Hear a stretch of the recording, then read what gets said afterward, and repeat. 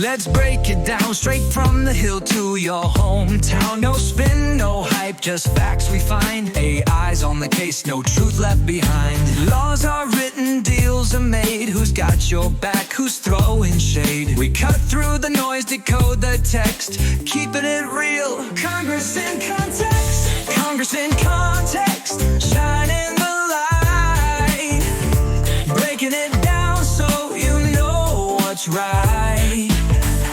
Policies, votes, who's working for you? We bring the facts, the power is you. Welcome to your deep dive into the Congressional Record. It's kind of like your shortcut to understanding what's happening in the heart of American politics, you know.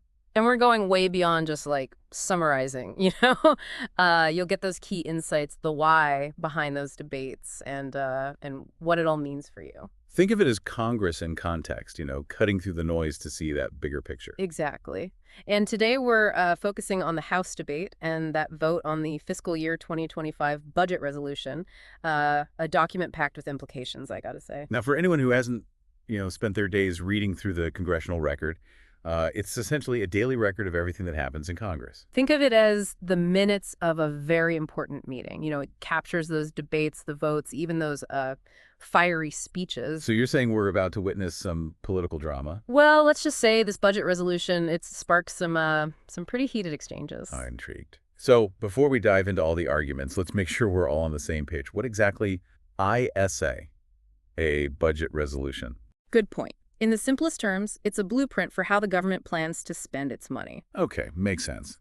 But it's not legally binding, right? Correct. It's more like a set of guidelines. It's a framework for Congress to work with as they craft the actual spending bills. So it's like the first draft before the real deal. Precisely. But here's where it gets interesting. This particular resolution sets the stage for a potential reconciliation bill. I've heard that term thrown around a lot, but honestly, I'm a bit fuzzy on what it means. So it's a powerful tool that lets Congress fast-track certain budget-related matters, bypassing some of the usual roadblocks that happen in the Senate. So like an express lane for legislation. Exactly. And that's why this budget resolution is so significant. It's not just about setting those spending levels. It could pave the way for some major policy shifts. Got it. So the stakes are high. Now let's break down the key elements of this budget resolution. First up, we've got spending cuts. A major theme throughout the debate, I gotta say. And I bet that sparks some fireworks between the parties. You bet. The resolution aims to reduce the deficit and the national debt by cutting various government programs aiming for a deficit-neutral outcome. So less money going out, but how are they planning to balance the books? Well, that brings us to our second key element. Tax cuts. The resolution seeks to permanently extend the Tax Cuts and Jobs Act of 2017. Did those cuts mainly benefit corporations and wealthy individuals? That's a point of contention. Republicans argue that extending the TCJA will boost the economy and benefit the middle class. But I'm guessing Democrats have a different perspective. They do. They argue that the TCJA primarily benefits the wealthy and corporations, exacerbating income inequality. So we've got spending cuts, tax cuts. What else is on the table? Border security. The resolution allocates $300 billion for strengthening border security. It's a hot-button issue that fueled some pretty intense debates. I can only imagine. Did any other topics come up during the debate? Military funding was another key area, with the resolution proposing increased funding for the armed forces. So it sounds like this budget resolution covers a lot of ground. It does. And each of these provisions sparked fiery debates between Republicans and Democrats. Okay, let's get into the specifics of those debates. What were the main arguments from each side? Let's start with the Republicans. Their core message was fiscal responsibility. So they were all about tightening the purse strings. Exactly. They argued that curbing government spending and reducing that national debt was essential for the country's long-term economic health. And they see tax cuts as part of that solution. Yes, they believe tax cuts stimulate economic growth, ultimately leading to more revenue for the government. So their approach is to shrink the government and let the free market do its thing. You could say that. They also stressed the importance of border security, arguing that increased funding is crucial to protect the nation. Okay, that's the Republican side. What about the Democrats? What were their main points of contention? They expressed serious concerns about the potential impact of the spending cuts, especially on essential programs like Medicaid, SNA, and education. So they were worried about the human cost of those cuts. Exactly. They argued that slashing these programs would harm vulnerable populations, potentially increasing poverty and hardship. And I'm guessing they also had something to say about the proposed tax cuts. They did. They argued that these cuts would disproportionately benefit wealthy individuals and corporations, further widening the gap between the rich and the poor. So they see it as a fairness issue, essentially. Right. They believe that the tax system should be more progressive, with wealthier Americans contributing a greater share. And what about border security? Did Democrats push back on that as well? Yes, they criticized the focus on border security as fear-mongering and advocated for comprehensive immigration reform instead of just throwing money at the problem. So they're looking for more nuanced solutions rather than just beefing up enforcement. Precisely. They also voiced strong support for investing in renewable energy and tackling climate change, which wasn't a priority for Republicans in this budget resolution. So we've got these stark, contrasting visions for the country's future. Did any common ground emerge during the debates? Interestingly, there were a few instances of bipartisan cooperation, particularly on certain national security issues. So it wasn't all a partisan bickering. Not entirely. There were moments where lawmakers from both sides found common ground, recognizing the need to work together on issues that transcended party lines. That's encouraging. Were there any notable speeches that stood out during the debate? Oh, definitely. There were some powerful speeches from both sides of the aisle, reflecting the passion and conviction behind their respective positions. Can you give us a taste of what those speeches were like? One Republican representative delivered a particularly fiery speech about the need for fiscal discipline, arguing that excessive spending was a threat to American prosperity. So a bit of a doom and gloom scenario if the government didn't get its finances in order. Exactly. He painted a picture of a bleak future if spending wasn't brought under control. And what about the Democrats? Did anyone deliver a memorable rebuttal? A Democratic congresswoman gave a compelling speech focusing on the human impact of the proposed cuts. So she brought the focus back to the people who would be affected by these policy decisions. Yes. She shared personal stories of constituents struggling to make ends meet and argued that the government had a moral obligation to protect the most vulnerable. It sounds like she appealed to both logic and emotion. Exactly. She made a powerful case for why these programs were so vital and how cuts would have devastating consequences for real people. So we've got these contrasting speeches, these partisan clashes. Did anyone try to fact-check their opponent's claims? You know, that's one thing that really stood out to me. There were multiple instances of real-time fact-checking on the House floor. So they weren't just letting claims go unchallenged. Not at all. Members cited sources like the Washington Post and PolitiFact to debunk their opponents' assertions. It's like they brought their research A game to the debate. It was impressive. It showed a commitment to accuracy and accountability, which unfortunately isn't always a given in politics. Okay, so we've covered the main points of the budget resolution and the key arguments from both sides. What's next?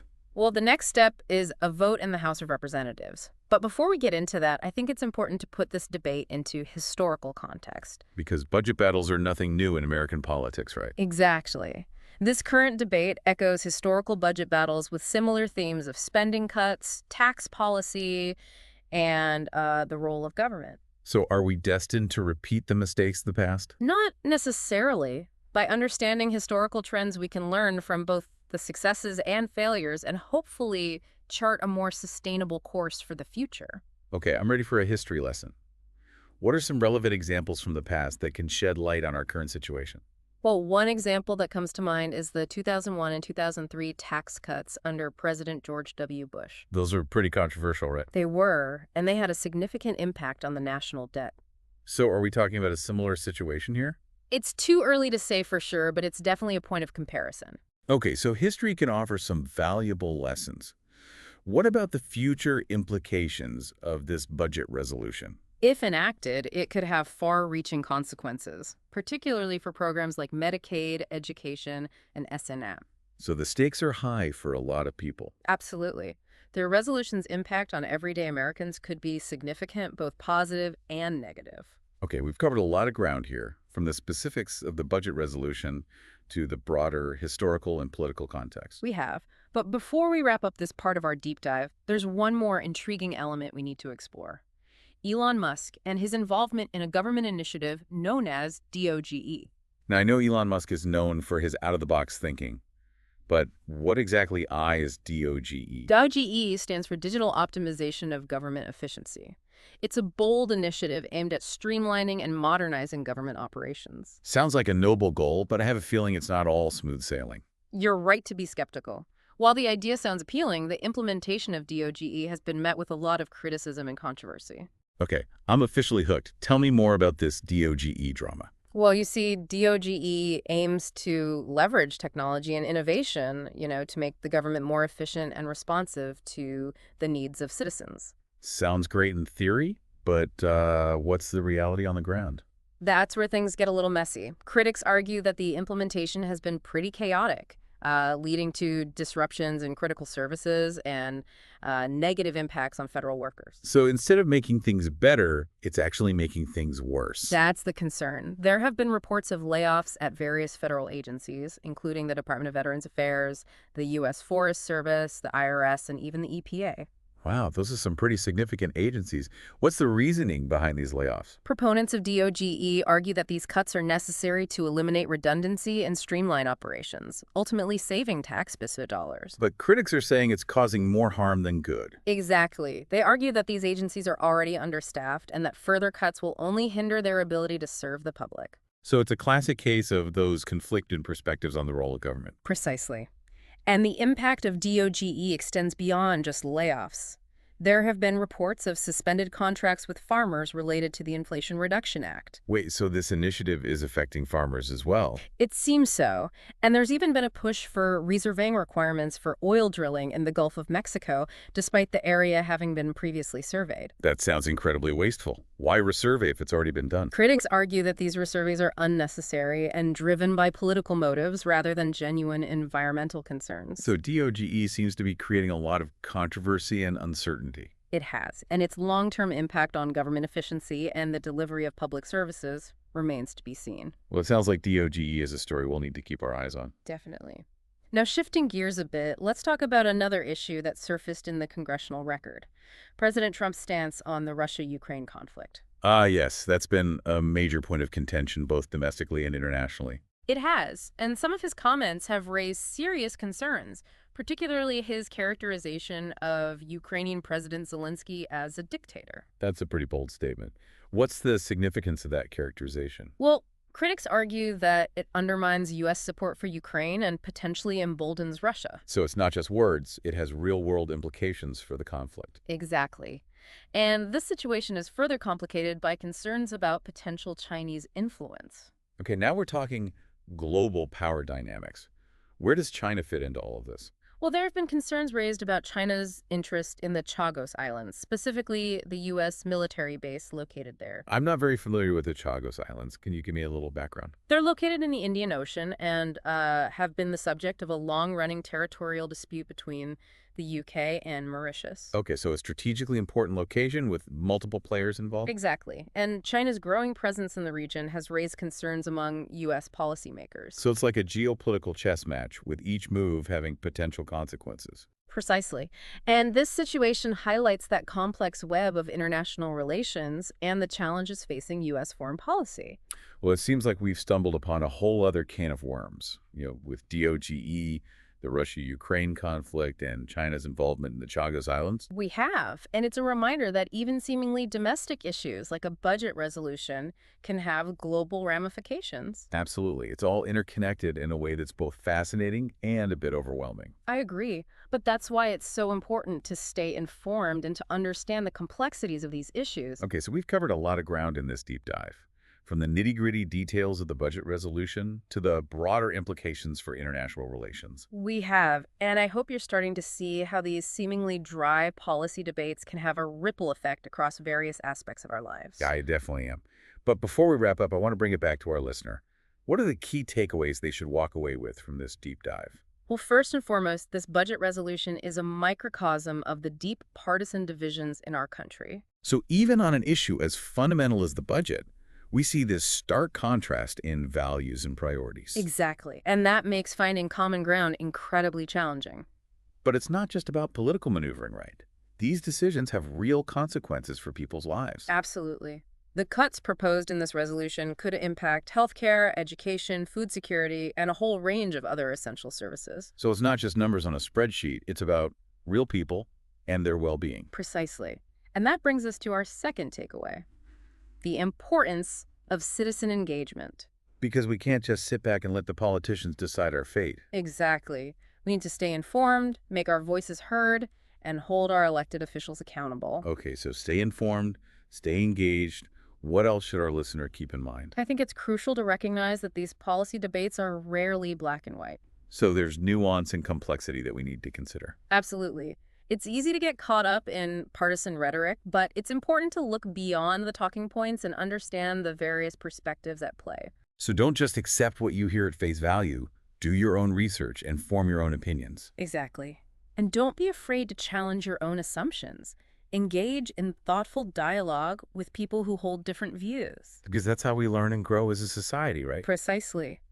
And by fostering open and respectful conversations, we can hopefully find common ground and build a more just and equitable future. I love that. A call for unity and understanding amidst all this political turmoil. That's what I'm hoping for. Mm. Now, before we move on to our final part, where we'll explore some concrete steps you can take to stay informed and engaged. I'm eager to hear those actionable tips. But for now, let's take a moment to reflect on everything we've learned so far. It's been a whirlwind tour of the Congressional Record, covering everything from budget battles and Elon Musk's DOGE initiative to global power dynamics and the importance of citizen engagement. And it's all connected in ways that I never would have imagined. That's the beauty of the deep dive. It reveals the interconnectedness of seemingly disparate issues. And it empowers us to see the bigger picture and understand how our individual actions can contribute to a more informed and engaged citizenry. Exactly. So stay tuned for our final part, where we'll equip you with the tools and resources to become an active participant in shaping the future you want to see.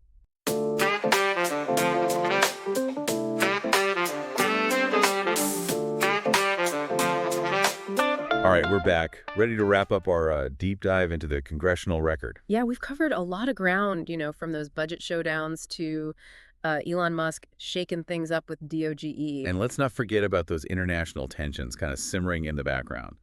It's enough to make your head spin. But remember, the goal of this deep dive is to equip you with the knowledge and insights, to navigate this complex landscape. Exactly. So before we sign off, let's distill some actionable takeaways.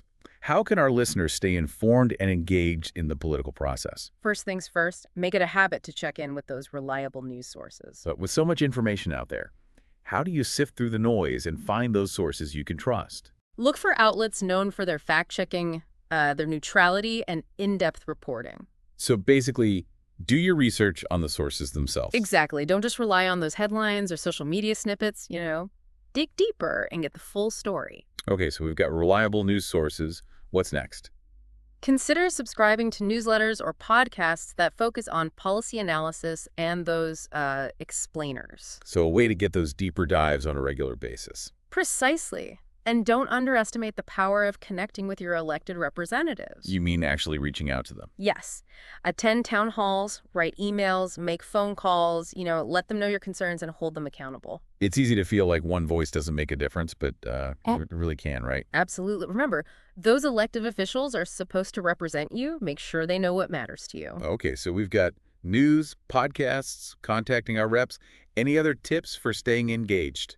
Consider joining advocacy groups or organizations that are aligned with your values. So finding a community of like-minded people who are working towards similar goals. Exactly. It's a great way to amplify your voice and make a collective impact. I love that. It's a reminder that we're not in this alone. There's strength in numbers.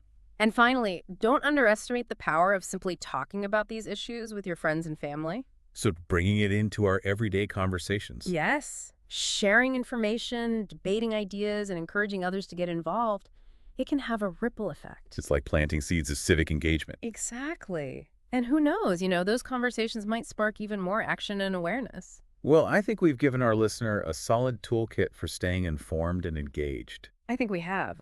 Remember, knowledge is power. And by actively participating in the political process, we can help shape a future that reflects our values. That's a great note to end on. So as we wrap up this deep dive into the Congressional Record, remember, Stay curious, stay informed, and stay engaged. And most importantly, never underestimate your ability to make a difference. Until next time, keep exploring, keep questioning, and keep pushing for a better world.